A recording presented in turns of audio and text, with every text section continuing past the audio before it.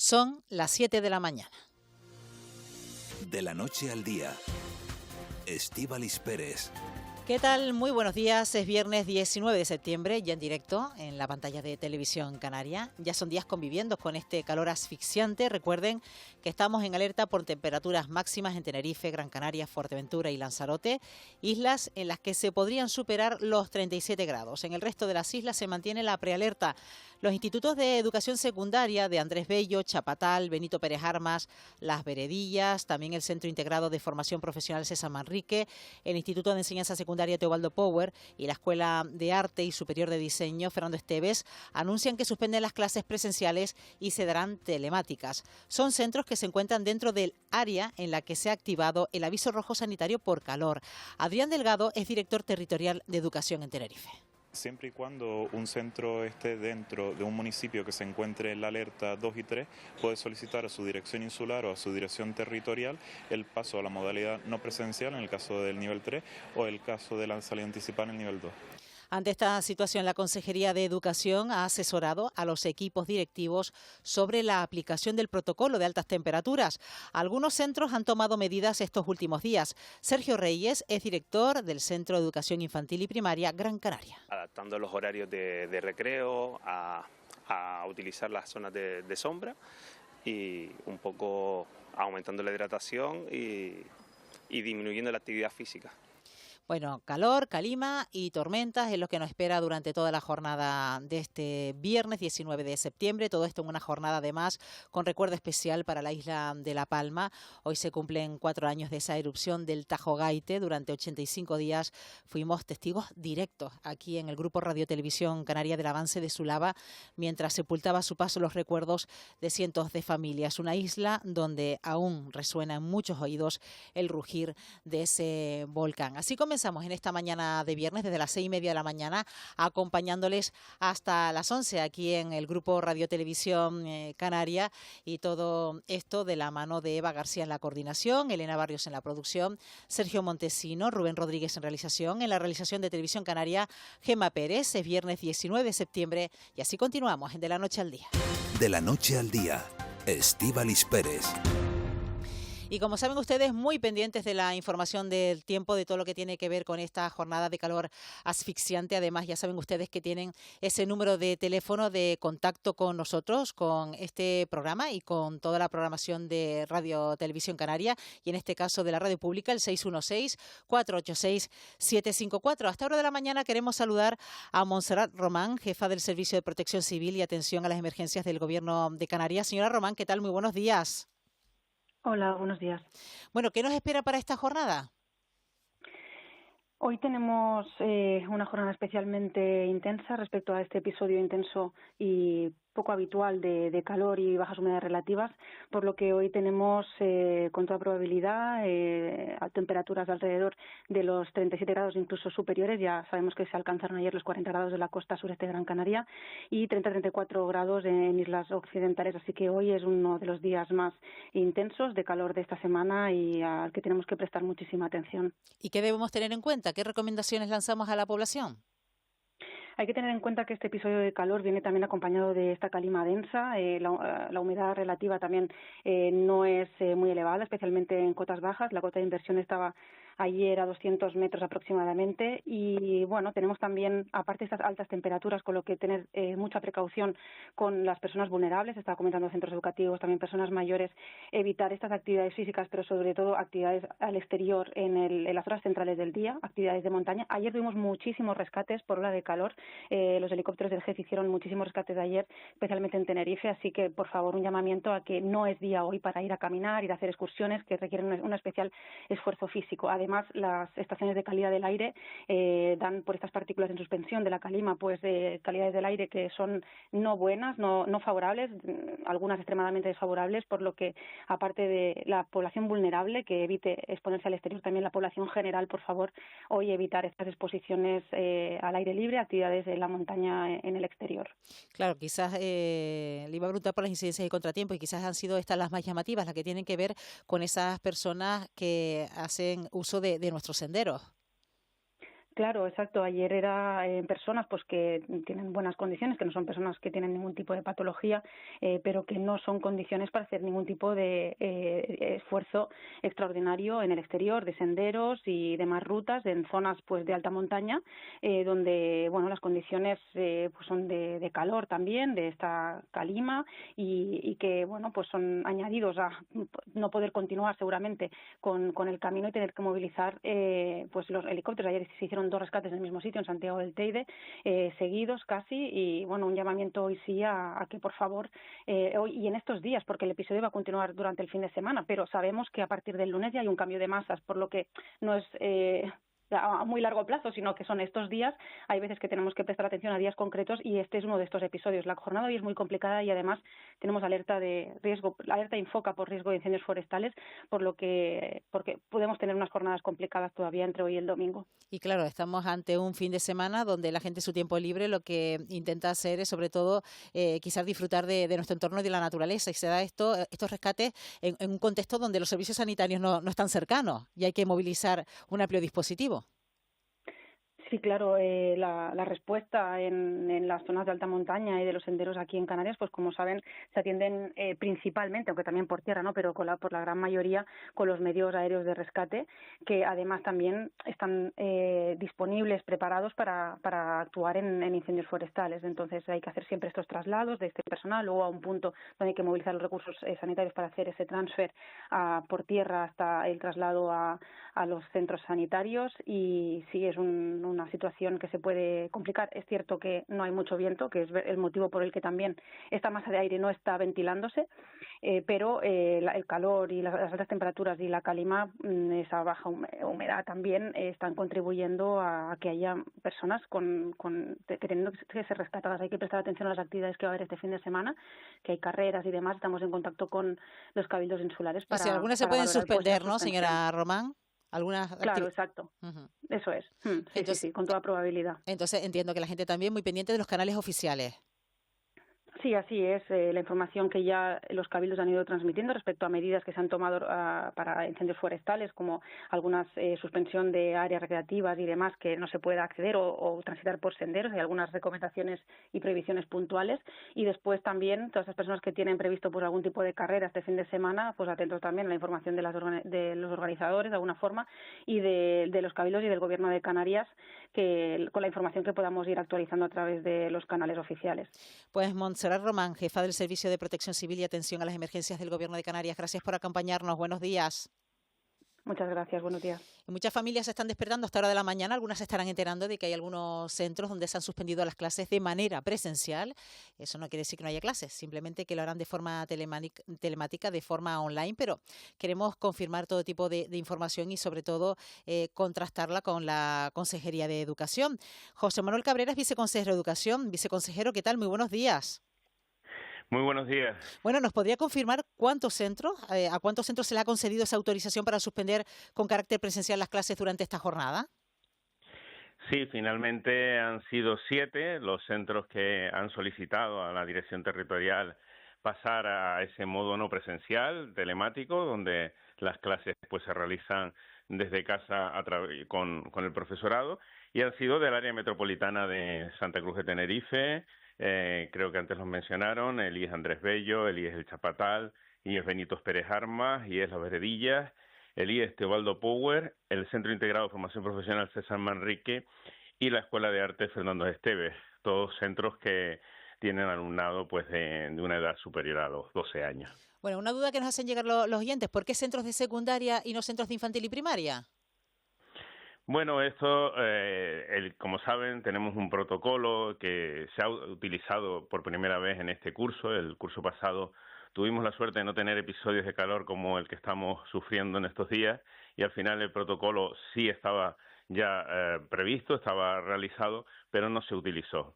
Con lo cual estamos ahora mismo en la primera de las ocasiones en las cuales ya se utiliza, y este documento organizativo pues da la posibilidad de que los centros sean ellos los que, atendiendo a sus circunstancias y peculiaridades, soliciten este paso a la enseñanza no presencial. Han sido estos los centros que lo han hecho, atendiendo pues seguramente también a la mayor facilidad que tiene el alumnado de mayor edad para poder realizar las clases a distancia y a todos los que lo han solicitado pues se les ha concedido. Bueno, lo digo porque en el caso muy concreto del Chapatal convive la primaria con la secundaria. Sin embargo, los de secundaria sí es verdad que se suspenden las clases de manera presencial, pero no en este caso en la parte de infantil y primaria. Sí, como saben, que cada centro, y así lo establece este protocolo, tiene sus particularidades. Depende de la construcción, depende de las instalaciones que tengan y también pues entiendo que de la edad de los propios alumnos, ¿verdad? Siempre el alumnado mayor edad es más fácil de que pueda ir a la enseñanza a distancia, hacia la enseñanza telemática. El alumnado de menor edad siempre es más complejo, aún así está prevista esa posibilidad y son los centros los que solicitan este paso a una modalidad u otra. Claro, usted también daba en la clave de las infraestructuras, todo depende de las infraestructuras de cada centro. ¿Cómo se está trabajando, por ejemplo, en los centros de Canarias en cuanto a esos espacios de sombra, viceconsejero?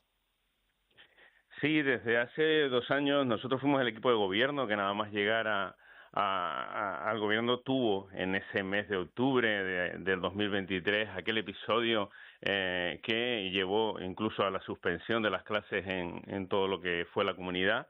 Y a partir de ahí hicimos pues tomamos varias decisiones. Una era pues hacer este protocolo y otra era intervenir en los centros, en las infraestructuras. Para este curso escolar está ya previsto finalizar pues la intervención en 160 centros donde se han creado espacios de sombra, donde se ha establecido diferentes prioridades dependiendo del estado actual de los centros, dependiendo de también las solicitudes por parte de ellos y la zona donde estuvieran también ubicados. Estamos interviniendo pues con la modificación de esas infraestructuras. La realidad no se cambia de un año para otro, tiene que ser un trabajo constante donde participen además todas las administraciones educativas, donde participen pues los ayuntamientos, los cabildos, el gobierno de Canarias, para mejorar las instalaciones, para adaptarlas. Todas no son iguales, dependiendo de la edad del centro, pues existen centros que se adaptan mejor a las altas temperaturas, que tienen más instalaciones, que tienen más espacios, y hay otros centros en los cuales nosotros tenemos que intervenir, pues creando esas zonas ajardinadas, creando esas pérgolas, esos espacios de sombra y esos sistemas de refrigeración que posibiliten que las condiciones sean mejores para la formación en ellos. Pues José Manuel Cabrera, viceconsejero de Educación, le agradecemos que haya intervenido hoy aquí en la Radio Pública y muy pendientes de si surge alguna novedad para que esté pendiente. Gracias. Gracias a ustedes. Buen día. Buenos días. Bueno, pues reiteramos precisamente cuáles son esos centros que hoy suspenden esas clases presenciales. El Instituto de Enseñanza Secundaria Andrés Bello, el Chapatal, Benito Pérez Armas, Las Veredillas, Teobaldo Power, el Centro Integrado de Formación Profesional César Manrique y la Escuela de Arte y Diseño Fernando Esteves, todos ellos en Santa Cruz de Tenerife. Pues llegados a este punto de la mañana, a las 7:13, vamos también con más noticias. Caja 7 te ofrece los titulares del día.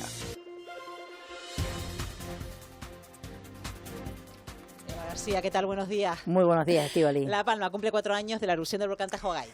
La erupción que duró, recordemos, 85 días. Miguel Ángel Morcuende, actual director general de Espacios Naturales y Biodiversidad, ha recordado aquel momento, lo ha hecho aquí en la Radio Canaria con mucha emoción. Lo más duro era, ha asegurado, el dolor de las personas y ver cómo perdían sus señas de identidad. Una emergencia de gran responsabilidad en aquel entonces como director técnico del Pevolca. Con mucha emoción, porque en aquel momento pues es un shock, es un golpe brutal, ¿no? Cuando procede a entrar en erupción el volcán y bueno, pues inmediatamente se pone en marcha todo el procedimiento del Pevolca, ¿no? AENA destinará 1.000 millones de euros para los aeropuertos canarios. El presidente del Gobierno, Pedro Sánchez, ha anunciado una inversión millonaria en los aeropuertos españoles hasta 2031. Serán 12.888 millones de euros. En el caso de la inversión para Canarias, aeropuertos Tenerife Norte, Sur, también para unir las 2 terminales del aeropuerto de Lanzarote. Pablo Rodríguez, consejero de Obras Públicas del Gobierno canario. Va a ser justicia con lo que llevamos demandando desde hace muchos años, la red de aeropuertos canarios, de las redes más rentables del conjunto del Estado. Generamos eso, pues 18 millones y medio de turistas, muchísimos residentes que se mueven a diario entre islas y de islas hacia la península, y con ese volumen de movimiento los aeropuertos necesitan una inversión que sea digna.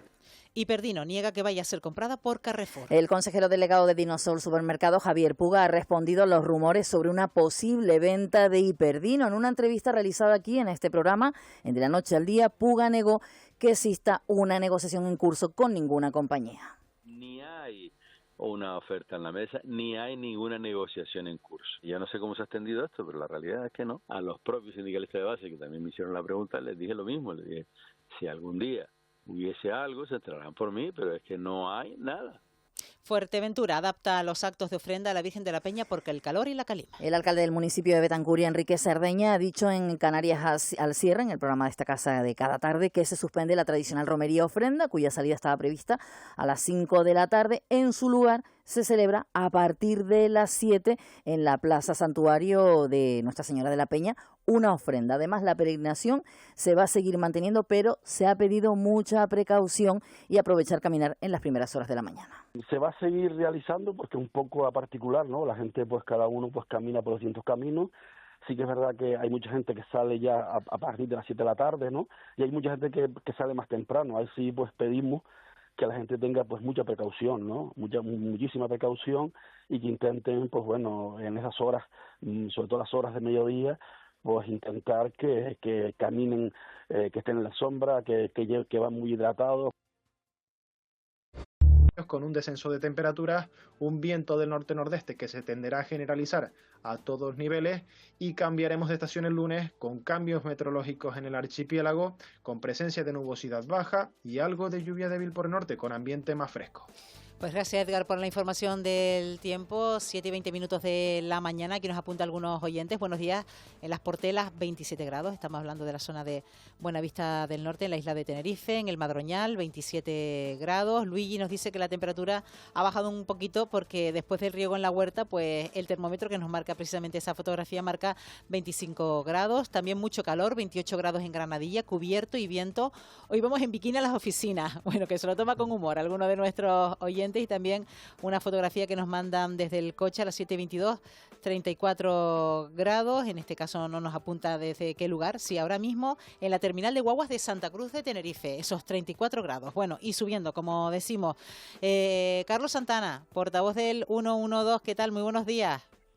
Muy buenos días, Estíbaliz. Bueno, precisamente son los avisos meteorológicos los que llaman la atención en esta jornada, y también destacar ese incendio anoche. Pues sí, si quieres empezamos por esos avisos meteorológicos, que quizás es lo que más interesa a la gente. Canarias permanece hoy en alerta por riesgo de incendios forestales, y la provincia oriental y Tenerife en alerta por temperaturas máximas. En el resto de las islas estará activa la prealerta por este mismo fenómeno. A todo esto se suma la prealerta por calima. Por ello se recomienda evitar el ejercicio físico en las horas centrales del día, mantenerse en lugares frescos y ventilados y beber agua. Y en cuanto a la alerta por riesgo de incendios forestales, es imprescindible que se sigan todas las limitaciones que establezcan los diferentes cabildos y ayuntamientos. Y en lo relativo a ese incendio, pues el 112 recibía en torno a las 2 de la madrugada una llamada por el incendio de un vehículo en la calle Uruguay, en Arrecife. Las llamas terminaron afectando a la fachada de una vivienda cercana, y el personal sanitario del Servicio de Urgencias Canario tuvo que asistir a 2 personas con intoxicación por inhalación de humo de carácter leve, y las trasladó al hospital Dr. José Molina Orosa de Arrecife. Los bomberos se encargaron finalmente de extinguir las llamas de este incendio. Pues gracias, Carlos Santana, por toda esa información, y pendientes de la información meteorológica. Gracias, buenos días. Gracias a ustedes, buenos días y buen fin de semana. Nuestras recetas Ounat os van a encantar. A peludos y felinos porque están buenísimas. Y a ti, porque cuidamos de todos sus ingredientes. Naturales, de proximidad y con carnes frescas. ¿Te cuesta creerlo? Lee nuestra composición y verás que en Ounat, cuando decimos que somos naturales, lo decimos de verdad. Ounat, alimentación de verdad para perros y gatos. Bueno, aquí algunos oyentes también hacen referencia a lo que supone trabajar en estas jornadas intensas de calor en una pastelería, por ejemplo, en los hornos. Aquí no se puede aguantar. Además, serán unos asuntos también que trataremos a lo largo de nuestro programa, que tiene que ver precisamente con esos trabajos que se hacen con altas temperaturas, no solo en la intemperie, sino también en situaciones de industria donde trabajan con muchísimo calor. Vamos a fijarnos en el tráfico, Eva. ¿Cómo está la situación? Además, muy intenso, sobre todo en Gran Canaria, entre las zonas de Las Huesas y Las Palmas de Gran Canaria. Hablamos de la la Gran Canaria 3, intensidad de tráfico a esta hora de la mañana. En la Gran Canaria 1, perdón. En la Gran Canaria 3 sí que se nota también cierta intensidad de tráfico, sentido sur. Y luego en la isla de Tenerife, varios lugares donde se nota también gran intensidad de tráfico lento en la TF2, en el carril de subida, ya llegando a la autopista, la TF5, y en esa autopista TF5 desde aproximadamente salida de la curva del Sausal hasta el aeropuerto Tenerife Norte. También algo de tráfico en la TF1 entre Las Chafiras y Guasa. Pues mucha precaución hasta hora de la mañana. Gracias, Eva. Hasta ahora. 7:24. De la noche al día. Estíbaliz Pérez. No llega 2 meses que está en el cargo de director Servicio Canario de Salud, pero hoy nos acompaña aquí en la sintonía de la Radio Pública Canaria, Adasat Goya. Señor Goya, ¿qué tal? Muy buenos días. Muy buenos días. Bueno, inevitablemente tenemos que hablar de estas altas temperaturas y como director del Servicio Canario de Salud, pues llamar precisamente a la prudencia de nuestra población, ¿verdad? Sí, hoy también teníamos comunicado de que aquí en la zona metropolitana pues había algunos centros educativos que se había autorizado la docencia en modo telemático como consecuencia de estos nuevos protocolos que tenemos que ir actualizando dado estos cambios climáticos que cada vez son más severos y que afectan a la población y que nos permiten ir adaptándonos a las condiciones laborales y a las condiciones medioambientales que tenemos para que nuestros profesionales y sobre todo nuestra población pueda seguir teniendo una vida, una rutina diaria en condiciones. Esto me iba a llevar a preguntarle precisamente por las condiciones de determinadas plantas del Hospital Universitario de Canarias. Usted viene a ser gerente de este hospital y de hecho ya no soy yo, son los oyentes que ya sabiendo que iba a estar aquí con nosotros, dicen, me gustaría que vengan a ver las habitaciones del Hospital Universitario para que contrasten las temperaturas tan altas que hay porque en este hospital no tienen aire acondicionado. ¿Qué pasa con el hospital y precisamente con esas plantas que no cuentan con aire acondicionado? Bien, lo que ha sucedido en el Hospital Universitario de Canarias es una falta de previsión absoluta en los proyectos de expansión y de remodelación del centro en los últimos años. Nosotros cuando nos incorporamos en esta legislatura, en el 2023, la primera sorpresa que nos encontramos es que descubrimos que había habido una licitación en 2019 adjudicada con un importe bastante considerable de reforma de las plantas y se abordaba la climatización del centro y ya con la empresa incluso adjudicada pues se decide por la gerencia anterior no acometer dicha infraestructura. No solamente queda ahí, sino que además de no acometer la renovación de la obra, de la infraestructura, perdón, además con la llegada del COVID y con la puesta en funcionamiento de estos fondos de resiliencia del gobierno, pues se decide apostar por un incremento en la tecnología, que siempre está bien, pero no se hace un plan de ajuste del suministro eléctrico del centro. ¿Qué sucede? Pues han llevado el centro al borde del caos energético y cuando nosotros nos incorporamos nos encontramos un centro que está al 120% de su capacidad de suministro eléctrico y sin ningún plan estratégico de renovación. Lo primero que tenemos que abordar es el suministro eléctrico. Sin suministro eléctrico no podemos hacer absolutamente nada y además con una grave situación, así lo dicen los informes de los técnicos, en cuanto al funcionamiento ordinario del propio centro. Esa transformación energética es muy complicada, de hecho al no haber habido plan, pues los técnicos son bastante reticentes a hacer una renovación, plantean una construcción nueva de todo el modelo energético y bueno, después de mucho trabajo y esfuerzo, pues podemos decir que a día de hoy ya han llegado las nuevas cabezas transformadoras que garantizan el suministro eléctrico. Con todo esto hemos trabajado en un proyecto de renovación de toda la infraestructura y un nuevo plan de climatización, puesto que también el anterior plan no tenía en cuenta la estabilidad del propio edificio. Ahora mismo ya tenemos un proyecto definido para la climatización del centro. Acomete por una parte la renovación planta a planta de la instalación y además la incorporación de estos equipamientos, pero es tremendamente complicado porque nos obliga sí o sí a ir cerrando plantas del edificio. Se prevé que en breve pues empecemos con las licitaciones de la instalación. Como les decía, este tipo de instalaciones son muy pesadas y afecta la estabilidad del edificio, y por lo tanto lleva mucho estudio técnico y para poder abordarlo. Pero bueno, ya existe un plan, ya existe anteproyecto y ahora está en la redacción de proyectos por planta para ir adjudicando en los meses venideros poco a poco esa transformación. Es algo que no tiene solución inmediata, es muy complejo técnicamente, pero bueno, ya por lo menos empezamos a ver la luz al final del túnel. Mayer Trujillo, buenos días. ¿Qué tal? Buenos días, Estíbal, y buenos días, Adassad. Le estaba escuchando atentamente, o sea que a día de hoy el suministro eléctrico de LUC no está garantizado. A día de hoy no está garantizado. Es una realidad, no lo habíamos hecho público con anterioridad porque entendíamos que podíamos crear una alarma social.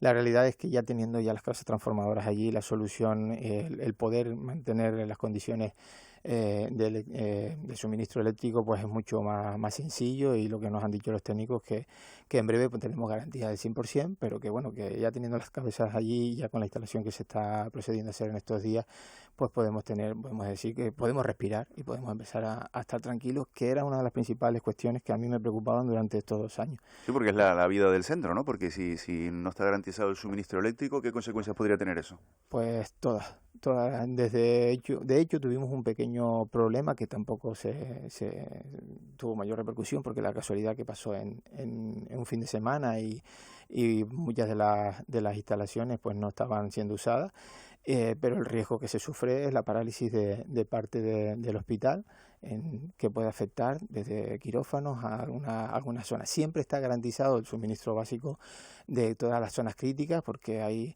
grupos electrógenos de mantenimiento y demás, pero la actividad puede verse afectada, por supuesto. Se puede decir que ha tenido que lidiar con los peores momentos del Hospital Universitario de Canarias, teniendo en cuenta que la población crece, los servicios son los que son, y sobre todo nos hemos encontrado con un caos en las urgencias tremendo en los últimos meses. Hemos tenido la oportunidad de hablar en diversas ocasiones, señor Goya. ¿Cómo está la situación a día de hoy y cómo está funcionando precisamente ese plan que ha puesto en marcha en la nueva contratación de personal y sobre todo de la mejora de las infraestructuras? Hombre, pues la verdad que estamos muy contentos, estamos tremendamente satisfechos de lo que se está consiguiendo. Estamos todavía muy al principio. Recuerden que planteamos un proyecto a 2 años, porque no solamente era contratación de personal, era también renovación de infraestructura y además establecer un nuevo modelo de funcionamiento. La realidad es que los efectos han sido más pronto, o sea, han llegado más pronto que lo que esperábamos, y los cambios ya se sienten, son palpables, y de hecho pues lo estamos registrando diariamente para que cuando llegue el momento de saturación, que siempre ocurre a lo largo del año cuando se incrementan las infecciones, sobre todo por causas respiratorias, pues poder justificarlo, porque vendrán a decir que otra vez, como siempre estamos. Pues la realidad no es esa. La realidad es que ha cambiado y tenemos diariamente registrados los datos de que hay una mejora muy importante dentro de la urgencia del Hospital Universitario de Canarias. Nos queda mucho que hacer, como decía, estamos en plena renovación. Habíamos planteado una renovación de infraestructura con 12 actuaciones, algunas muy importantes. Estamos teniendo alguna dificultad porque es un problema que estamos encontrando en todo el Servicio Canario de Salud. En general es un problema que está sucediendo en toda Canarias, la falta de empresas para acometer obras. Se nos quedan algunas licitaciones descubiertas. Pasan todas las islas, sobre todo en las islas menores, y eso nos está costando un poco pues continuar con los ritmos que llevamos, pero aún así vamos a buen ritmo. Hemos ejecutado gran parte de esas 12 actuaciones. Nos queda una obra muy importante que iniciar, que es las nuevas urgencias pediátricas, y que va también a suponer un gran reto, porque todo este tipo de obras, hay que recordar, siempre se hacen con la actividad en pleno funcionamiento, y hace que la logística y la complejidad de abordarlas pues sean tremendamente difíciles en un centro que no dispone de espacio. ¿Y el futuro pasa por seguir remodelando el Hospital Universitario de Canarias, o cree usted que la mejor solución sería hacer uno nuevo? El futuro va por las dos vías. Es decir, no podemos parar, no podemos esperar a tener un nuevo hospital para poder mejorar el servicio de atención al ciudadano. Tenemos que seguir transformando el universitario, pero además se tiene que plantear una nueva infraestructura, que de hecho me he encargado personalmente de impulsar en estos 2 años, que dé servicio especialmente al norte de Tenerife. Pero no solamente al norte de Tenerife, tenemos que crear infraestructuras que sean capaces de absorber la demanda que tiene la isla en sí y este crecimiento que hemos sufrido en los últimos años. En definitiva, estamos en un proyecto muy ambicioso con la Universidad de La Laguna. Nosotros hemos trabajado con mucha agilidad, en tan solo 2 semanas teníamos la memoria para poder iniciar los trámites de permuta con la universidad, con la facultad, lo que es la actual Facultad de Medicina, con unos espacios que nosotros disponemos que podría albergar la facultad, pero que no son suficientes para una nueva instalación de estas dimensiones y que nos permitiría a nosotros, donde actualmente existe la Facultad de Medicina, poder desarrollar una infraestructura con la envergadura que necesitamos. Nosotros hemos sido bastante ágiles, lamentamos la lentitud de la universidad porque nosotros, como decía, en 2 semanas teníamos la memoria, ellos llevan desde, si no quiero recordar mal, desde el mes de febrero elaborándola y bueno, estamos un poco decepcionados en cuanto a esto, pero bueno, seguimos trabajando para intentar agilizar los tiempos. Hay otro desafío que usted conoce perfectamente, antes hablábamos de las urgencias de LUC y ahí se registra ese problema, que es el de la cantidad de personas que han sido dadas de alta y que siguen en los hospitales, algunos en urgencias, otros en planta, cuando además esa plaza o esa cama sanitaria cuesta 3 veces más que una residencial, ¿no? ¿Cuántas personas hay ahora mismo en esas condiciones? Depende de donde me pregunte. Si me pregunta toda Canarias. En toda Canarias son más de 500 las que tenemos en los centros públicos. También tiene este problema, son vasos comunicantes, se empieza a dar también en los centros privados. Y lo que sí podemos decir es que hemos sido capaces de contener el crecimiento que se venía manteniendo durante mucho tiempo, ¿no? Era un crecimiento constante, pues ya llevamos aproximadamente 1 año que nuestras políticas, porque no solamente depende, bueno, realmente no es un problema propio de la Consejería de Sanidad, de la Dirección del Servicio Canario de la Salud, sino que realmente afecta a otras áreas, ¿no? A la Consejería de Bienestar Social, a las posibilidades de tener esas camas sociosanitarias que no se había planificado. Pero pagan la factura ustedes, claro. Claro, porque somos la puerta de entrada y al final pues prestamos un servicio que aunque podamos tener muchas quejas, en términos generales la hospitalización en nuestros centros está tremendamente bien valorada y luego, bueno, pues una vez, aquí yo creo que hay que hacer un mensaje a la población porque a veces se critica en exceso la situación familiar.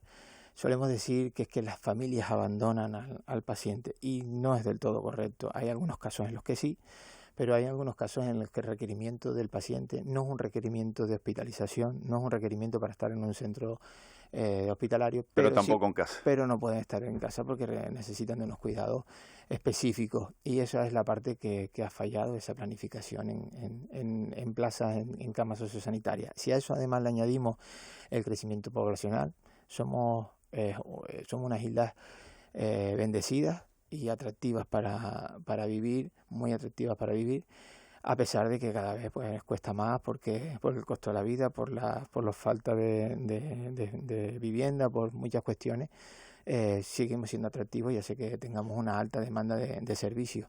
Ello pues lo complica todo aún más porque aún habiendo planificación de plazas pues no ha sido suficiente dado los crecimientos a los que estamos sometidos. Bueno, también le ha pillado esta incorporación al Servicio Canario de Salud, señora Dassà de Goya, con un periodo conflictivo, ¿no? Ya los sindicatos médicos amenazan con huelga precisamente advirtiéndole al Servicio Canario de Salud que si no retira ese examen de la OPE de estabilización pues convocarán esa huelga y hay previsto ya incluso para el próximo lunes. Sí, bueno, esto es un tema, vamos a decir, quizás uno de los principales objetivos de esta legislatura. Y aquí hay que dejar las cosas muy claras. Este llamamiento a la huelga se basa básicamente en una confusión de la cual se están aprovechando unos pocos que creen sentirse perjudicados. La realidad es que el Servicio Canario de Salud está haciendo una apuesta como nunca se ha hecho antes por cumplir lo que se nos ha pedido por la población y lo que se nos ha pedido por los trabajadores. Creo que somos en este caso los únicos que estamos realmente pensando en el bienestar de la población y de los trabajadores. Tenemos que pensar que tenemos que cumplir una normativa europea que se está incumpliendo. Siempre, aquí todo el mundo que haya pasado por estos micrófonos del área que sea habrá dicho que la precariedad laboral en el servicio sanitario canario, pues es una realidad porque hay una alta temporalidad. Pues vamos a darle estabilidad. Es la mayor apuesta que se ha hecho nunca por los trabajadores en este ámbito. Pero es que además tenemos una exigencia, además de europea, de normativa española, la ley 2021 nos obliga a todo esto y tenemos que cumplir con una serie de plazos a los cuales ya se nos ha tenido que dar prórroga. Y como os decía, hay que cumplir con un compromiso con más de 12.500 familias. Y esto algunos se olvidan y además, y hay que explicarlo también, no estamos restringiendo ningún derecho, no va a afectarles para nada el tener la posibilidad, porque no es una obligación, es una posibilidad de optar a hacer un examen que además les va a habilitar la posibilidad de acceder a otra plaza independientemente de las que van a la primera fase del concurso. Pero lo que pide es que se resuelva, ¿no?, ese concurso de mérito. Pero por la sencilla razón de que si se resuelve el concurso y ya tú tienes lo que tú deseas, pues entonces no hace falta que hagas el examen. Pero nosotros lo que le estamos diciendo es que no va a alterar para nada la plaza a la que se están presentando en la fase de concurso. Y además te doy la oportunidad que te presentes a un examen que si no sales agraciado en como tú deseas en esta primera fase, tenga la opción de presentarte a otra plaza. Un examen que lleva con las preguntas publicadas hace un año, que se ha pactado con los sindicatos en todo momento el procedimiento. Es decir, que han habido reuniones previas. No, ha habido muchísimas reuniones previas. Ayer me decía un delegado sindical que lleva hasta 300 reuniones explicándolo, pero que la gente pues no ha asistido o no ha terminado de entender. Y algunos están aprovechando para confundir. Esto es una oportunidad extra que no se da en otros sectores. Y en otros, las preguntas están publicadas. ¿Cuántas preguntas son? Depende de las categorías, en algunos casos superan las más de 500, bueno, en definitiva... Pero si te aprendes esas 500, apruebas. Claro, o sea, el examen es una oportunidad histórica para acceder a unas plazas que son más de 12.500 plazas y que se demandan bueno, o sea, es la principal exigencia que tenemos de los trabajadores. La situación es tremendamente difícil de asimilar porque cuando a mí me lo plantean digo, esto es ilógico. O sea, en cualquier otro procedimiento, cuando tú entras en la fase de concurso, que es la que ya está iniciada y está resuelta las listas de adjudicación definitiva, no tenemos la adjudicación de la plaza exacta en el lugar que te toca, pero la resolución definitiva ya está en todas. Creo que se han publicado todas. Ya ayer creo que fue la última ya que faltaba, de todas las plazas que van ahora mismo a examen, que sería toda la categoría A1, que son 61 categorías. Ya saben si tienen plaza o no. Lo único que les falta es saber el destino. Y que si pudiéramos, somos los principales interesados en poder decírselo. Pero el algoritmo todavía está en desarrollo del aplicativo y no lo tenemos disponible. Lo que no podemos es, bajo ningún concepto, parar el procedimiento, porque estamos solamente hablando de los A1 y estamos hablando de que en total son 12.500 familias que están esperando por este procedimiento. ¿Cuántas familias? 12.500 familias, en este caso, más de 12.500. Parar solamente por la categoría 1, que son la minoría, un procedimiento donde no le estamos restringiendo ningún derecho, al contrario, le estamos dando una posibilidad añadida de poder optar a las plazas, otras plazas, que son las plazas que van a la categoría de concurso de oposición y a la fase libre, de presentarse también ahí, en definitiva, y que es libre. O sea, tú sabes que tienes la plaza adjudicada, en esa fase de concurso, no sabes dónde va a ser tu destino, pero además te damos la oportunidad de que te presentas a un examen y que sepas cómo has quedado, y que puedas optar y decidir en un momento dado, cuando te digamos el destino, si quieres estar ahí o irte a otro. Los demás, posiblemente las demás categorías no van a tener la posibilidad porque ya el algoritmo esté totalmente desarrollado y se pueda directamente, una vez se adjudique se haga pública la lista de plaza de aprobados, ¿no?, que tengan adjudicatarios de plaza, se les pueda ya también adjudicar el destino. En definitiva, esto sorprende muchísimo a todo aquel que se lo explicas con tiempo y detenimiento y tiene que quedar muy claro que no estamos restringiendo ningún derecho. Es más, estamos abriendo una posibilidad que no va a ser posible con otros porque el procedimiento necesita caminar y mantener unos ritmos. Lo que pasa es que hablan de que estas pruebas se van a celebrar entre el 29 de septiembre y el 5 de octubre, señor Goya. Hablan de un caso asistencial porque se tienen que presentar esas pruebas mientras quizás tienen que dejar sus puestos de trabajo, mientras están realizando las pruebas. ¿Qué va a pasar? Eso siempre va a tener que ser así. Es decir, es un derecho, tenemos que darle la posibilidad de poder asistir. Hemos intentado crear un desarrollo de pruebas que afecte lo menos posible al ritmo, al funcionamiento del sistema, Pero recuerden, y se los vuelvo a decir, que todo esto ha sido pactado con los sindicatos. Ha habido solicitudes de que todas las pruebas se hagan fines de semana, pero la logística a la que nos tenemos que enfrentar es tremendamente complicado. Hemos buscado las fórmulas que menos impacto tengan y se ha pactado incluso hasta los momentos de publicar las fechas porque sabíamos que podría alterar muchísimo más al funcionamiento. La mayor parte de las recomendaciones puesta por las asociaciones y agrupaciones sindicales. En definitiva, creo que está faltando un poco de responsabilidad por todos los que han conformado estas negociaciones y valentía por no en este caso no decir libremente lo que hemos hecho, porque la realidad es que lo hemos hecho para la mayoría. Bueno, hemos escuchado aquí en estos micrófonos a los representantes de los trabajadores del Instituto Canario de Modonación y Hemoterapia diciendo que las donaciones han bajado, que el sistema no está funcionando bien, que eso está perjudicando, por ejemplo, al funcionamiento normal de los centros sanitarios en cuanto a operaciones. ¿Esto es así? O sea, ¿está usted descontento con cómo está funcionando el Instituto Canario de Modonación y las repercusiones que tiene? Rotundamente no es así. Rotundamente no. La realidad es que sí, estamos teniendo bastantes problemas. Y estamos teniendo bastantes problemas porque yo no estoy contento como ha venido funcionando el Instituto de Modonación. Y para eso estamos. Estamos para cambiar las cosas y mejorarlas. Siempre ha habido problemas. Siempre ha habido problemas. Hay momentos, además, suele ser bastante cíclico en la evolución del año en los que suelen caer las colectas y por lo tanto solemos tener tensiones en los centros hospitalarios. La cancelación de cirugías por falta de sangre o hemoderivados se suele dar en algunos momentos del año. Suelen ser muy pocas las ocasiones, en algunas ocasiones se dan. Solemos tener momentos críticos, como siempre. Pero aquí se están confundiendo ciertas cosas. Nosotros se ha procedido a una transformación del Instituto de Modonación, que funcionaba como organismo independiente, autónomo, se ha integrado a solicitud de los propios trabajadores, se integra dentro del Servicio Canario de Salud como una nueva Dirección General de Modonación, y con esa integración suceden una serie de cuestiones como, por ejemplo, que está judicializado ahora mismo, la desaparición del comité de empresa que en aquel momento existe por aplicación de la norma. No tenemos en cada dirección del Servicio Canario de la Salud un comité de empresa. Tenemos los representantes del Servicio Canario de Salud para los diferentes trabajadores a nivel central. Eso supone un impacto directo con los representantes sindicales y empezamos a entrar en un conflicto sindical más que en un conflicto propiamente laboral, por así decirlo. Eso está judicializado, ellos decidieron en su momento parar la negociación y judicializarlo. Y en cuanto al funcionamiento de lo que sería ahora mismo la Dirección General, pues estamos en plena transformación. Es verdad que ya son muchos los meses, pero bueno, ha llevado una burocracia muy importante y estamos en plena transformación.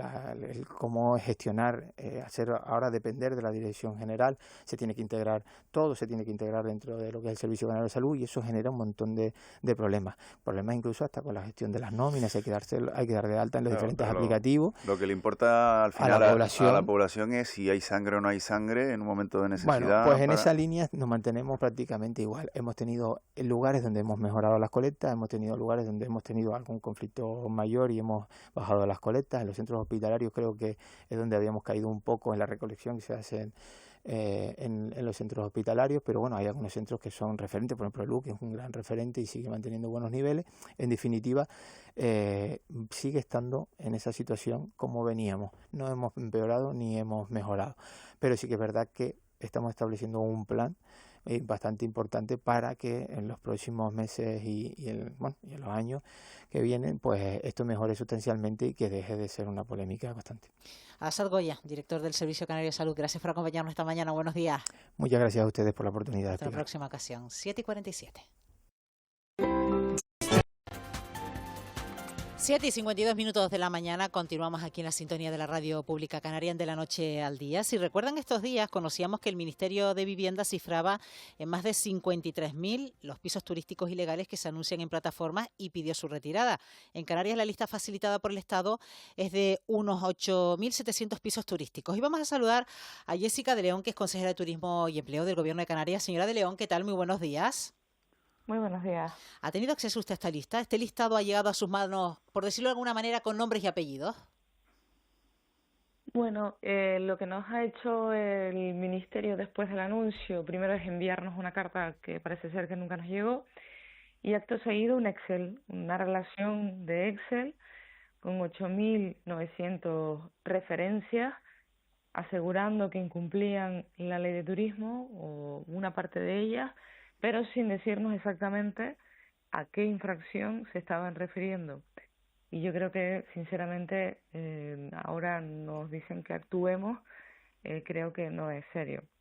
Yo creo que es un anuncio más del Ministerio, pero creemos que ahora hay que avanzar en lo que dice su propio reglamento, que es que el Ministerio de Vivienda y el Gobierno de Canarias tenemos que interactuar por la ventanilla única que no está creada y que a partir de ahí intercambiemos datos para que podamos dar de baja. Vaya por delante que el Gobierno está de acuerdo en que exista un decreto, que está de acuerdo en que luchemos contra la ilegalidad juntos, y está de acuerdo en dar de baja en las plataformas, y que estamos de acuerdo, y así lo hemos dicho en numerosas ocasiones, en que tenemos que dar cumplimiento al reglamento europeo, pero creemos que estas no son las formas y que ahora, si esta va a ser la competición de a ver quién saca más viviendas porque la calle nos está pidiendo que hagamos frente a la ilegalidad de un sector, creo que esto no es serio. Lo que le quería preguntar, consejera, que lo que le envían es una simple hoja de Excel. Sí, un Excel.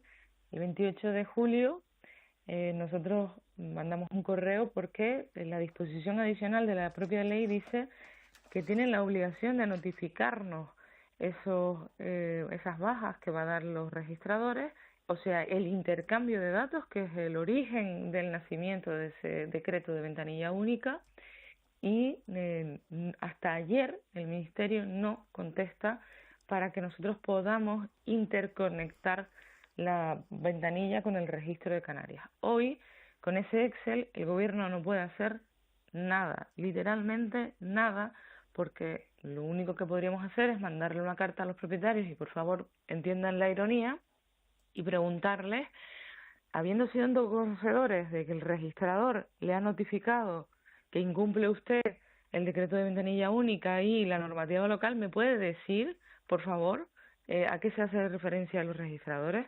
Porque realmente el Excel son 8.900 asientos de registro, donde nos hace referencia a través de columnas del número de vivienda, de la dirección, si tienen o no tienen número de registro general turístico, y ya está. O sea, no está el motivo de la ilegalidad.